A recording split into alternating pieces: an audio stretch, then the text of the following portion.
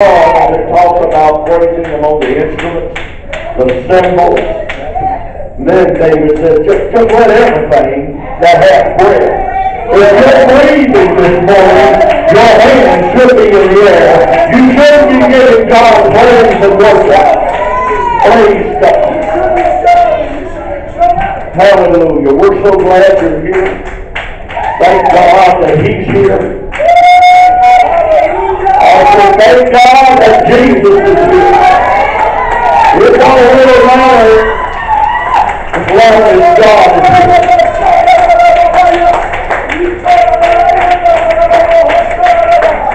Praise God. We're so thankful for everybody's contribution. Brother Don, I want to tell you, that was a good lesson yesterday. That was dynamite. Walking in power. We're not anemic unless we carry sin around with us. As long as you're full of the Holy Ghost, you should be walking in the power of the Holy Ghost. Matter of fact, Acts 1 says, and you shall receive power after that the Holy Ghost has come upon you. Before you get the Holy Ghost, you're not powerful.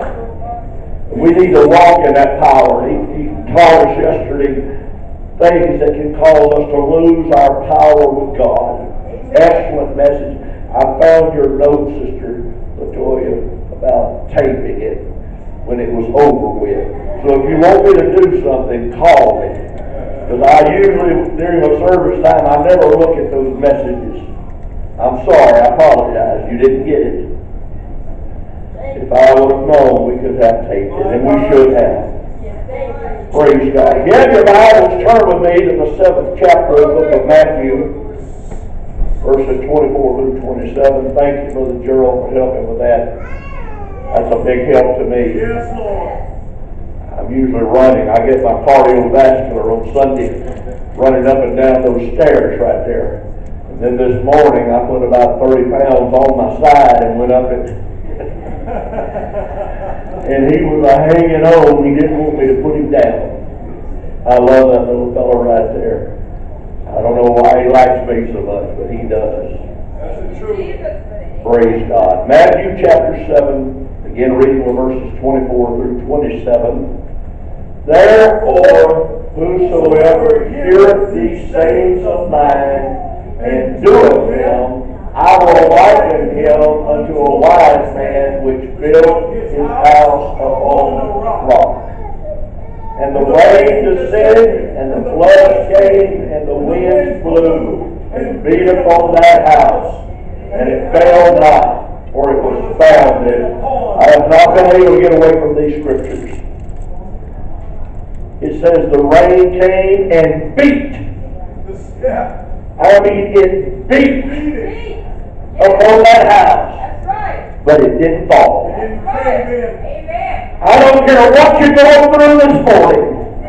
If your foundation is Jesus Christ, you do not have to fall.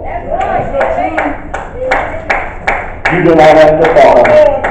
And the last verse says that the rain descended and beat and blew upon the house, for it was founded upon a rock. If we can go to Luke chapter 6, verses 46 through 49. Jesus talking here, Yes, sir. not to people that did not know God. No, sir. Here in Luke, he is not talking, and he was not talking to people The sinners. that are sinners, that does not know God. He was not talking to them. He was talking to the church. To the saints. And here, he's talking to the church. Saints, yes, sir. I want to read it from the Amplified, actually read it from the King James. And he says, why call ye me Lord, Lord, and do not the things which I say? Whosoever cometh to me and heareth my saying and doeth them, I will show you to whom he is like. Next verse. He is like a man which built a house and dig deep. Everybody say dig deep. Dug deep. He did from a little shallow footing, he dug deep. And he laid The foundation on a rock. And when the flood arose, The stream here, the stream is beating vehemently. I mean, with everything it had upon that house, and could not shake it, for it was founded on a rock. Jesus Christ is the chief cornerstone. I want you to know if you have your foundation tied in there, I don't care what hell sends your way, you will not fall. He is the great mountain, the great rock. It said it beat vehemently. That's what everything that it had.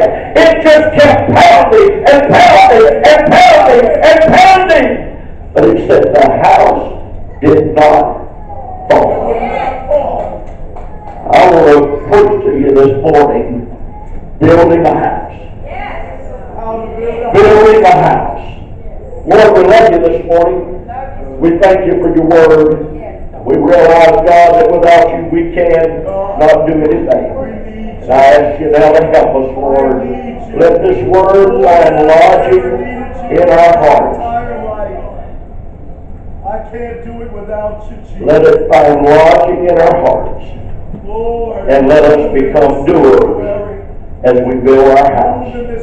Everybody said in Jesus' name. God bless you. You may be seated. I read from a different version this morning in Luke chapter 6, verses 46 through 49. If we could go back to verse 46.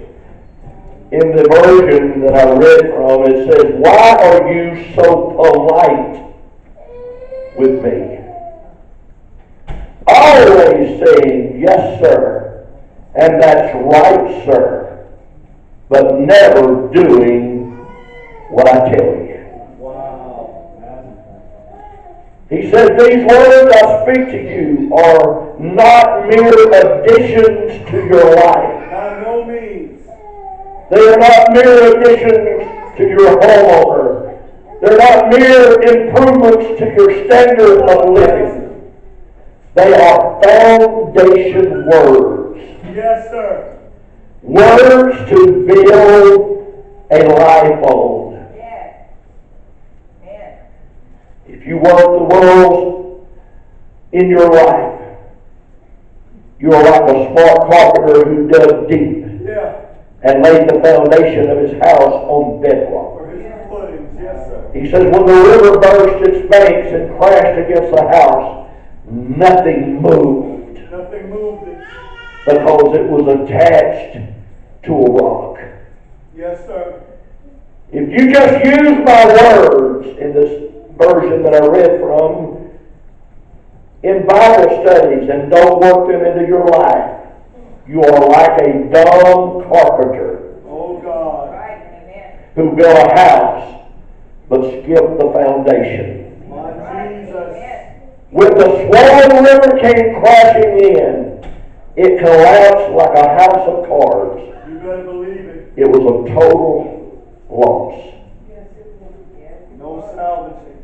And so before we begin this morning, I want to put this parable in context. Jesus is teaching his disciples here the Sermon on the Mount. Right. He's not preaching to sinners. No. Right. No way. The message introduces the passage to show us that Jesus always, Brother Bell, expects more Out of his children. from his disciples That's right. than he does the crowd. That's right. Amen. Yes, Lord. Matthew 5, verses 1 and 2. Big one. When Jesus, Matthew 5, 1 and 2.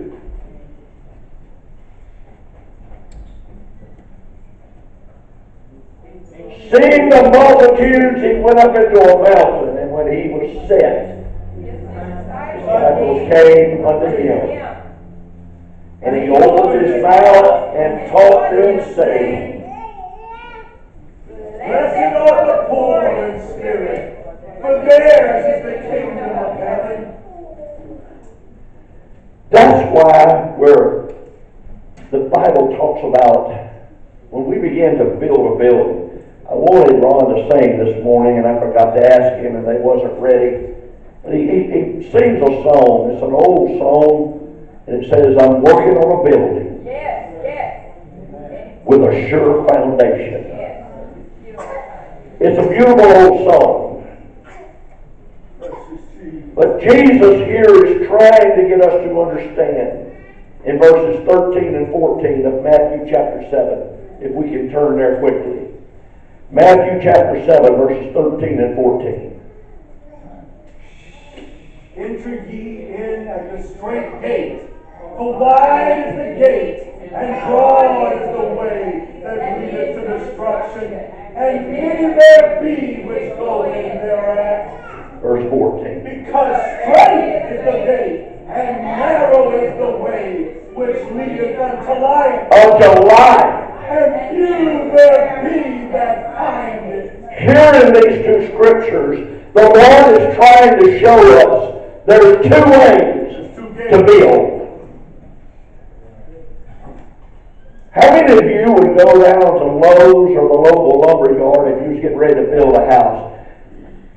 Anybody build a new home? I know Brother Gerald's building one, and their home, and Brother Chris and Sister Amber built a new home, and Brother Don and Sister LaToya, they have a new home, and those homes today are just 100 times better than what they used to be. Right. As used to, they use 1x2s to build them. You could stand on the outside of a trailer and push and rock it. Today, they're very solid built, and it's a home. It's not it's a home. That's right. And nobody goes to build a home and buys cracked and splintered wood. I go to Lowe's a good bit because I'm always doing something either around the church or at somebody's house. And I was in Texas this week, and I was putting baseboards and hanging doors. And when I went to get those baseboards and I picked them up, they were in bottles of tin. And they brought them and put them on my trailer. And when they was putting them, I noticed there were some busted ones. And the guy said, well, that ain't going to show. He said, we don't want to bust them bottles up. I said, well, you're going to take them off of my trailer. Because when I paid for that, I paid for molding that wasn't busted. That's right. And I said, I'm kind of offended that you would even insinuate I need to go ahead and take them. That's right. I'd already paid for them. I was just picking them up. And the guy kind of got frustrated, and he grabbed his knife, and he went to cutting them straps, and he went to pulling them back, and he said, oh my God, there's a bunch of them busted. That's what I'm saying. If there's one busted, there's probably another one busted. On the inside. Now, I could have took some wood matting and took a long time and probably fixed it and camouflaged it. But that's not what I paid for. No. And I want you to understand something. When Jesus went to Calvary and died on the cross, He did not die, amen, for splintered material. He did not die, amen, and purchase something that was half-hearted. Something that, well, I'll obey this, but I won't obey that. Because the Word of God says, man shall live by every word that proceeds out of the mouth of God. Yeah, but I don't like those scriptures there. That's right. Tough. Tough luck. That's right. Grow up. Our daddy used to tell me, he says, when the way gets tough, the tough gets going. Tough is right. Right.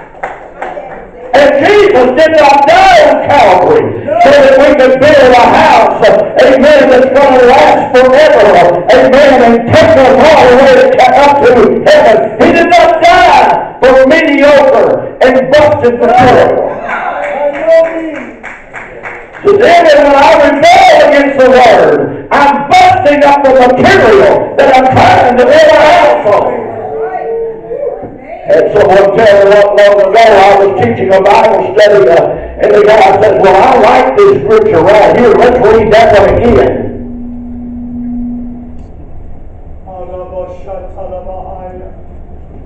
Sweet Jesus. I'm sorry, these things feedback. Just turn it on. Thank you. And the guy said, I like that scripture there. You know what the scripture was? God is love. Everybody likes that. And so I had about about 10 or 15 scriptures on the love of God. He said, that's what I'm talking about. God loves us. Come on. And after I got him all wound up and he was keyed up on God's love, then I said, this is what God hates. Now this is the other side of God. Well, why do we have to go there? I said, because there's always two ways. We read in Scripture here, it says, straight is the way, and narrow the way that leadeth to eternal life. He said, but broad is the way. Broad is the way. When you look at narrow in the Greek, it is teplamine, which means restricted and confined. Come on now. In the Hebrew, amen, it is pronounced Europeus, which means broad country. Wow. Broad country. What God is trying to show us, there are two ways. He said the ways of a man are right where? In his own eyes. In his own eyes. He said, lean not to your own understanding, but in all thy ways acknowledge him, and he will direct your path. He'll get you on the right road. He'll give you to get to the Lord, and to get to the scriptures, and to get to the text. He'll give you some scripture that will secure you to the rock. And then when the winds of adversity begin to blow, amen, and it's to beat you up, and it seems like you're not going to survive through it, the word of the Lord will come to you and say, I will never leave you. I will never forsake you. I am a friend that's sticking closer than a brother. So tie you alive and hang on, because you are rooted and grounded on the rock of my salvation.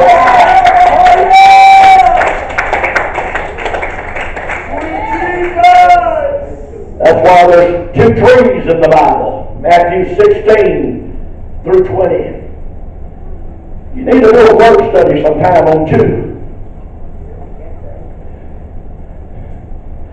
He said, in that day there'll be two plowing in the field. One on the broad path, one on the narrow path. How do you know that? Because he said one will be taken and one will be left. I've been working on a message. You got a 50-50 chance. You got a 50-50 chance. Come on. You walk into a hospital and somebody's very sick, and you walk in and you say, Doc, how long? He said, well, right now they got about a 50-50 chance. That means they can go either way. It can happen either way. They can survive and come out of this, or they can die. There's a 50-50 chance. And here in Matthew 7, verse 16, then chapter 7, verses 16 through 20. There we go. Ye shall know them by their fruits.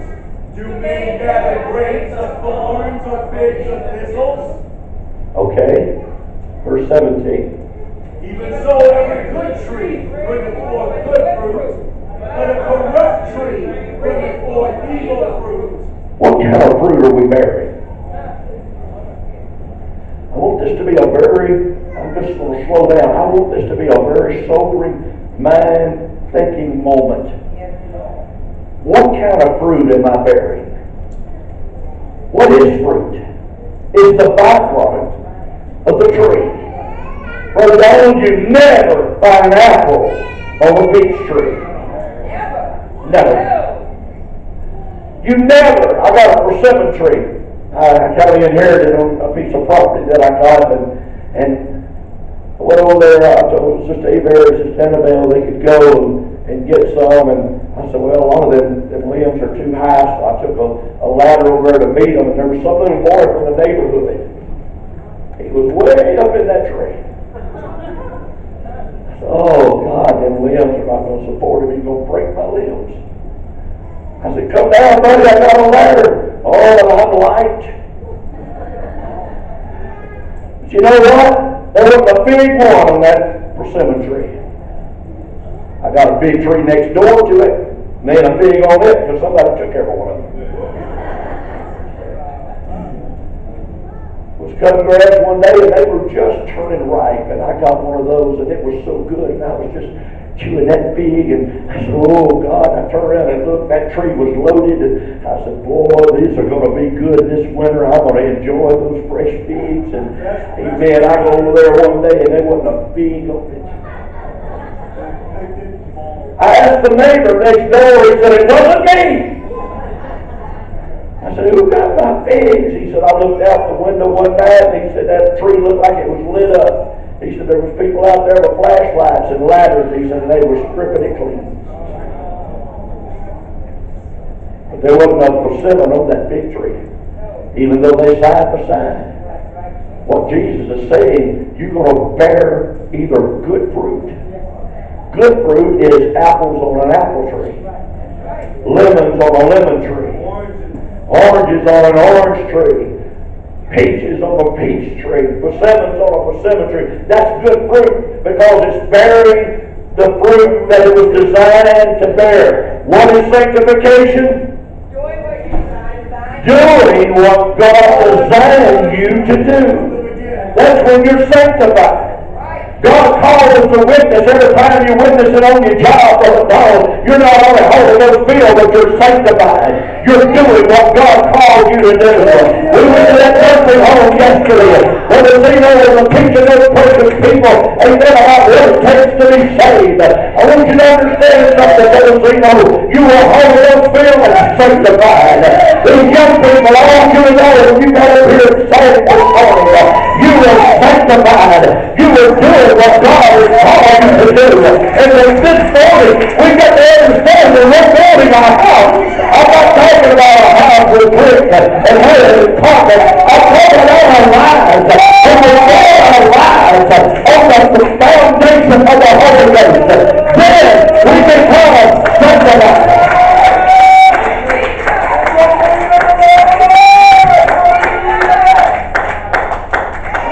Well, the Lord says in Matthew 7, verse 24 through 27, there's two houses. There's two houses. Verse 24, Matthew 7. Therefore, whosoever heareth these sayings of mine and doeth them, I will liken him unto a wise man, which built his house upon a rock. That is the first house. It was built on the rock. Let's read on. And the rain descended, the floods came, the wind blew and beat upon that house, and it fell not, for it was founded upon a rock, the first house. And everyone that heareth these sayings of mine and doeth them not shall be likened unto a foolish man which built his house upon the sand. If we don't build our houses upon holiness, if we don't build our houses upon sanctification, if we don't build our homes on righteousness, amen, when the devil comes and a new gadget comes out and they say, oh, no, devil, you're not welcome in my house. Oh, no, devil, I will not do that, because thus saith the word of the Lord, the soul that sinneth shall surely die. What is sin? James says, to know to do good and do it not to you it is sin. I will not let my foundation crumble over something prejudiced in the world. Thank you, Lord. Building the house. There's two kind of houses, two kind of trees. There's two ways. Yes. Amen. We've got to understand what Jesus was trying to teach us about building our house and our lives. Every person is building a house. Look at your neighbor. Say, how's your house coming? How is your house going? Well, I don't know. I went by the other day and instead of putting cement in the footings, they was putting sand. Brother Seymour, our son-in-law, we were up there several years ago, and he had contractors building an addition 50 by 100 over their back of their church, and they've got a big, huge auditorium, and they spent a good bit of money to get to where they were at and hauling dirt and getting it compacted. And we happened to be up there, and he said, Brother Hurgens, he said, today sometime, would you mind walking out there and just taking a look at what those guys are doing? And he said, I know a little bit, but I don't know much about building and slabs. He said, would you go take a look? I said, sure. So I planned on going out there anyhow. And when I walked on site, the superintendent of that job, he said, who are you? I said, well, Pastor Seymour is my son-in-law. And I said, I'm up visiting. I just came out here to kind of look around. He He said, that's fine. So I got off the slab and I walked around and he said, what do you think? I said, you don't have no footings. Where's your footing? He said, we have floating footings. And I busted and went to laughing. I said, a 50 by 100 foot slab and you don't have any footings? Are you kidding me? Oh no, they're floating footings. That's the new thing. You got to be I said, you better believe it's the new thing. It's something you just invented. It's gonna float away. I said, my daddy was a contractor. I've been around this all my life. And I said, there need to be footings. Well, I'm the contractor, I'm the superintendent, and I know what's best. So that day, Brother Seymour called, he said, what you think? I said, son, they didn't put no footings on that building. You have a place they're gonna stand. He said, do what? I said, there's no footings. Cement footings. After they left that day, I even went out there with my shovel and started digging, trying to find their floating footings.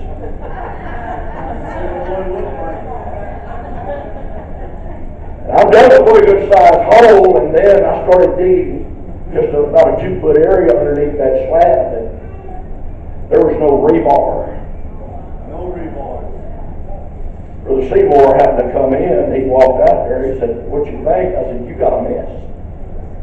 You got problems. I said, the guy tried to convince me there's floating footings. I said, on a 50 by 100 foot slab, there's no such thing.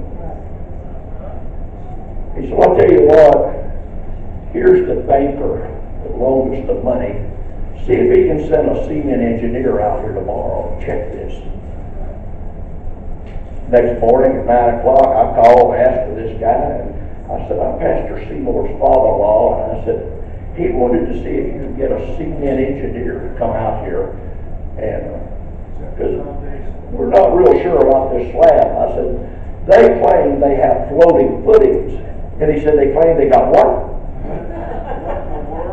He said, the engineer will be out there in about 30 minutes. I said, well, I'm here, I'll wait for him. The engineer come out, put his white hat on, and had concrete engineering on the